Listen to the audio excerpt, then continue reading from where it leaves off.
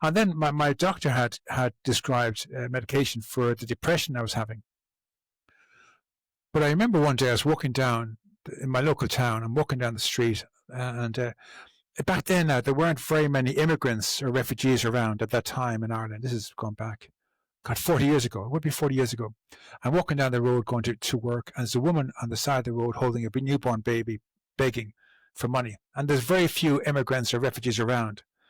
And I'm on my medication, so I'm oblivious to anything at all. I'm just like a zombie walking up and down to work and doing my day's work and not taking in anything.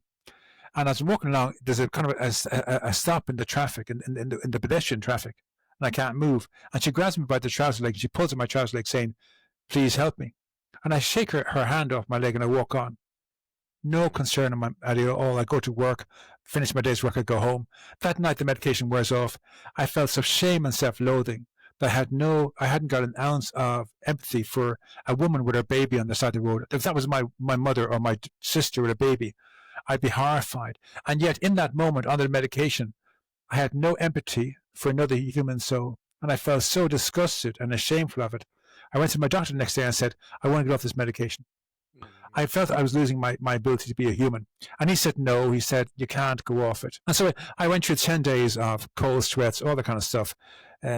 Just not a nice picture at all to paint of a guy in bed for 10 days, not showering, not, just like eating in the bed, no changing sheets, like a real ugly picture of a slob, But I was just so determined to go off the medication. And I finally got off the medication. And the feeling was dreadful.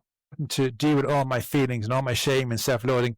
It was horrific, but it was horrific in a really good way. Because the first time I felt alive in about 3 years, Okay. There was some sense of, now I can do something about this, Yeah. And it was that time I had entered into AA and a recovering company gambler, and I had a sponsor who took me through the 12 steps. I blamed everybody else. I blamed my mother and my father and my abusers and society and God and everything else better than me. And the 12 step says, no, we stop pointing the finger outside and we look at the 3 fingers pointing back. My feelings are my problem. My thinking is my problem. Not what Lee's doing to me, but what I think about what Lee's doing to me is my problem. And it was a huge revelation and an insight to see that. That's Hindsight.